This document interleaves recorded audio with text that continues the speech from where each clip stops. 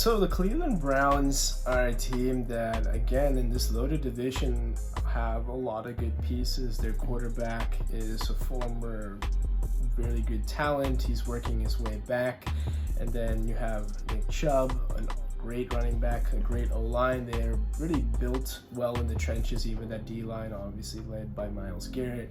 And defensively as a whole, not the best season last year, but they have a lot of individual pieces. So now, what do you think their expectations are for this season for the Cleveland Browns? And I want to start on the defensive side because I feel like we've been focusing on offense for a lot of these teams, which I do want to get to offense and he who shall not be named. But I feel like one of the biggest trades that just went super under the radar was Darius Smith to the Browns. I mean, Myles Garrett, arguably the best pass rusher. Yes. I mean, you can have your conversations, whether it's whoever you want, Watt or Garrett, and he's an interior pass rusher. But I mean, Aaron Donald, he's one of the premier defensive linemen in the league.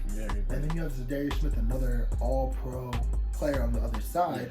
That's just going to be wreaking havoc, and nobody's really talking about them as a top defense when so many teams, I mean, referring to my team, when I was talking about the Ravens about how we don't have that guy, and they have two of them, right? I mean, on either end too, so you're going to really need good tackles. You're going to need tight ends to chip every now and then, running backs to be present there to help. And, I mean, God bless the teams in this division that have to play him twice a year. Like, that's a lot to game plan for because, I mean, the biggest thing that we look for pass rushers is wrecking a game, and both of these guys can do so. Zadarius Smith, flown under the radar, but he's been very, very good. Yeah, but offensively and defensively, the Browns have always felt like one of those teams on paper. They seem like a Madden team. They just seem like you put these pieces together and they're something like that mid-80s overall. Like something good really should come out of it, right? Yes. Defensively, I'm looking at a player like JOK, Jeremiah Owusu-Koramoah, where came out the draft as just a physical talent, but just hasn't produced, right? Just hasn't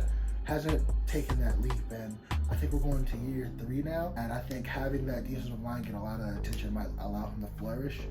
I don't even know if they're really featuring him as that guy, and if they're counting on him. I still think that it's there for him to take that leap. You can fly under the radar. I mean, that's the nice thing when you have these guys at your disposal. You can throw them in there, and then one of them is going to have to be double teamed. Somebody's going to be running free, and then you have this guy also feasting on that.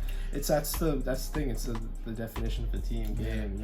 You open things up for your teammates. And I want to make sure that I'm remembering correctly, but I'm pretty sure that there's another young player, Grant Delpit at safety, I believe, is coming back. Yes, he's had injury issues before, but I like Grant Delpit as well. He's a former LSU alum. I'm really looking at those two, not necessarily be like the anchors of the defense, but I think if they take a leap, that takes the team over the top. Like we talked about with the Ravens, is that they're like young players that coming off of injury issues like Ojabo, and now we're hoping that they can get back to what they used to be, at least in college and earlier in their careers. Offensively, one of the things that really had me confused was what they were doing with the wide receiver room, because I really love Amari Cooper. I think he's been underrated for a while. I mean, still very productive in that last year with Cleveland. But they keep bringing in people, and I'm just not sure why, because it seems like, where's the ball going? Because I'm pretty sure they brought in Elijah Moore of the Jets. Yes. They drafted David Bell last year. A lot of these players are younger players that need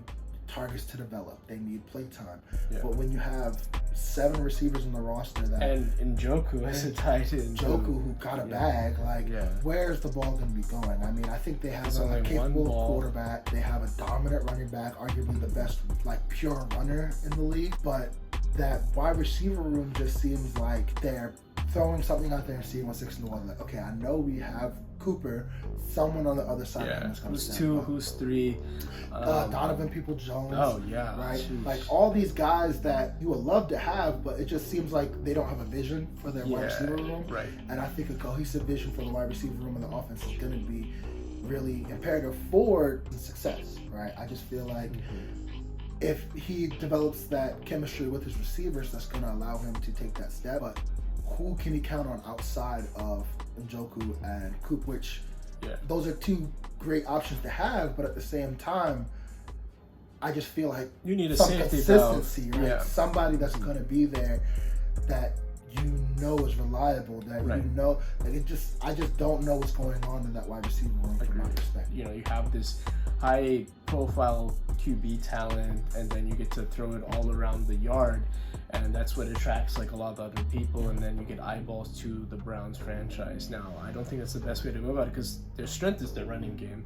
Nick Chubb is an awesome running back, and he's been feasting behind a really good O-line. I do expect like a little bit more of a balance between that, a mix and match, because he's still coming back from missing a whole year and then missing like more than half of a year. So it's really like 2 years of like, this is going to be his first time in like 2 years that he'll be playing a full season of football. Yeah. And it goes off of like just like the football stuff and the off the field stuff, because he has, whether we like it or not, he has to overcome that. So he's recreating himself in Cleveland, but it's going to be really interesting to see how that shakes out. Yeah.